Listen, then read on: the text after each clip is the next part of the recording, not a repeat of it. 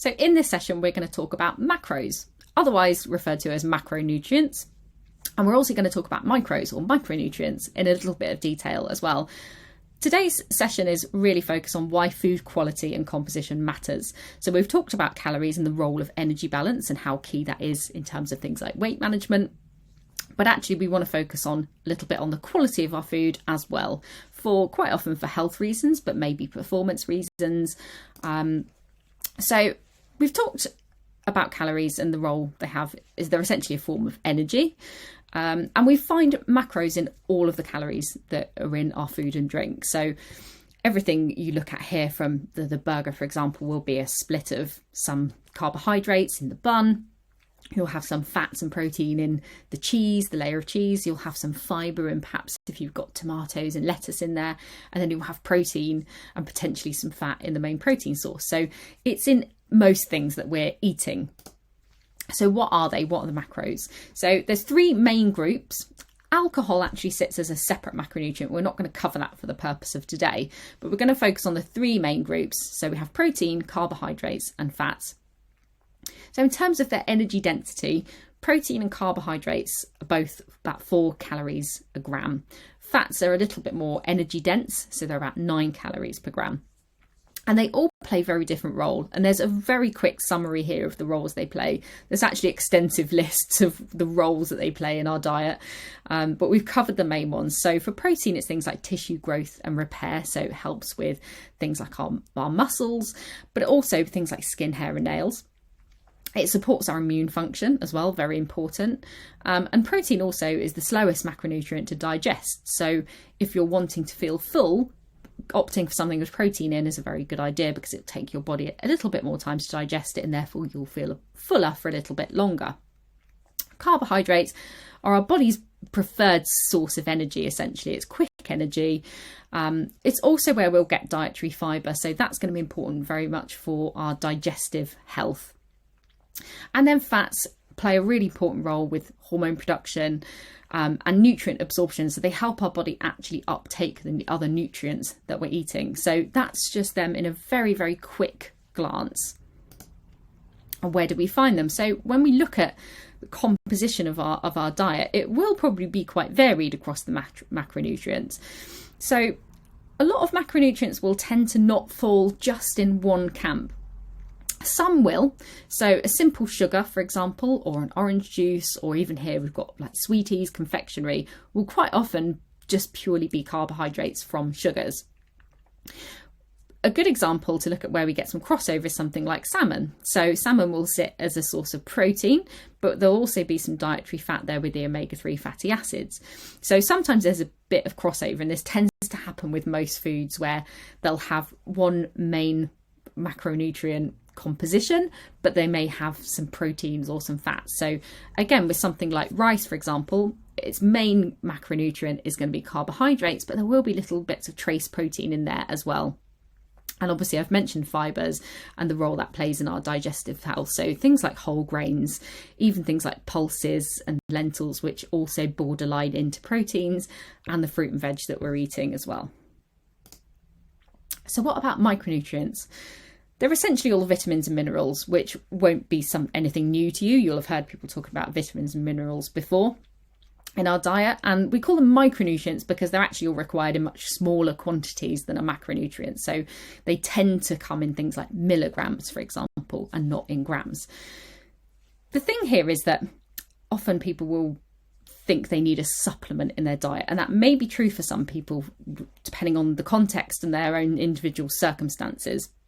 But actually, if we just focus on having a varied diet that covers lots of different food groups and focus on the quality of nutrients, so things like plenty of fruit and vegetables, there's a very good chance that we'll actually meet all of our recommended reference nutrient intakes of specific vitamins and minerals. So always think food first. A multivitamin may be helpful if someone's nutrient density is low, so perhaps they are on very low calories and the quality of their diet isn't particularly good and can't be increased for some reason. A multivitamin may be a smart option there, and it just kind of covers all bases as well. But essentially, most supplements on the market aren't really needed, especially with vitamins and minerals, unless you've been specifically advised by a medical professional, for example, that they should be sourced. And perhaps, there might be situations where you need a higher dosage of something to rectify a deficiency.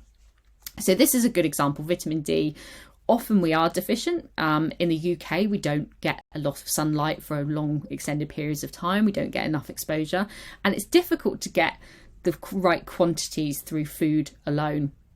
So we can pick up little bits in our diet, but often it's not enough. This is a really smart one for most people to try and get tests for a deficiency, and then potentially supplement that based on that. If for some reason you can't get tested, or you want to just kind of start in somewhere, you could consider a vitamin D supplement that's sitting around 2,500 to 4,000 IU is basically a safe daily recommendation. And because of the way the body uses it and absorbs it, you can take those in bigger doses and not do it daily. So you could have one bigger dose on a weekend, for example, and your body will just kind of call upon it and use it as it needs. So looking a little bit in protein, we're going to shine a spotlight on protein because most of us don't struggle to get enough carbs and fats in our diet. If you looked at that diagram before, you're probably thinking, yeah, tick a lot of those boxes. But protein we typically don't eat enough of. And most of us will struggle to get inspiration for where to get protein from. So how much should we have? This varies essentially on your current situation and your goals. So when we look at the recommendations here, really we'd say you really want a minimum of about 1.2 grams per kilogram of your body weight, just for overall health, good weight maintenance, for example. If you're in a place where you want to lose weight, or perhaps you're doing endurance sports, your needs will get a little bit greater. So you might want to be looking at a range between 1.4 and 1.8 grams per kilogram of body weight. And then for something like muscle gain, that's going to be a bit more taxing on the muscle process. We talked about tissue growth repair function. Then it might be smarter to sit at the top end there of around 1.8 to 2.7 grams per kilogram of body weight. Again, these are all scalable. So this is something that you can kind of go away, and we're going to give you an exercise to do to sort of look at your own diet, your own protein intake. So time to take action. So think about your goal. So as we said, health or weight maintenance, weight loss or endurance sports, or potentially muscle gain. You could sit almost anywhere on this spectrum. If your main goal was just health or weight maintenance, you can absolutely have more. Looking at 1.2 is a good standpoint for a lot of people to just make sure they're getting the kind of minimum, really. It may be that your dietary preferences leads you to more, and that's absolutely not a problem. So this is really just a guide to give you an idea, and then you just times that by your body weight. So to give you an example, this person, for example, is 70 kilograms. If they said their goal was weight loss, okay, we need to take that into consideration. They're also thinking that perhaps they do have a tendency to get hungry quite often. So we want to make sure that we're putting enough protein in that, that digestion's taking that little bit longer. They're feeling fuller. Also, they've told us that they're quite active, for example. So, okay, we're going to go in at about 1.8. We might be able to get away with 1.6. We might want to also go a little bit higher. So it's important to remember that you don't have to have this exact amount every day. This is just a guide. You will have days where maybe you have a bit more or maybe a bit less, and that's okay too. So when we do that equation, it comes out about 126 grams. Now, we don't want you to be stressing over how to get 3 grams of protein when you haven't quite got to that goal every day, because actually really it doesn't matter. So what we'd like to look at, how we'd like you to look at this is to look at a range. So 120 to 130 gram range. And if you have days where you're hungrier or you'll just feel like eating a bit more, you could sit at the top end of the range. Days where you're struggling a bit more, you could sit at the bottom end of the range. But also understanding that if you fall short of that bottom end of the range, you're still going to be inside that kind of minimum recommendation. So it's going to be okay. This is just to give you a guide for what to aim for and allow you to plan a little bit too. So What does that look like in a typical day? This is where planning comes into place. So you might want to think about how you can break that up across the day. So it might be the simplest way to look at this is to think about how you can get enough protein in each of your main meals initially. So here we've got breakfast, lunch and dinner, for example. And then where you might need to add other sources in. So we put whey protein in here as a shake. You could add a whey protein scoop to Greek yogurt, which is going to give you even more protein in that breakfast, for example. A protein bar might be a good option for somebody where convenience is a factor. Whey protein tends to get a bit of a bad press. It's essentially just filtered milk, so you don't have to worry about the quality of it. It's a very, very smart, convenient, cost-effective option for a lot of people. It's not always practical to just be eating a chicken or tucking into a tin of tuna. It's not always a very sociable thing to do either. So it's absolutely there as an option. Don't want you to be fear-mongered into not having whey protein in your diet. It's a very, very smart way of getting adequate dietary protein.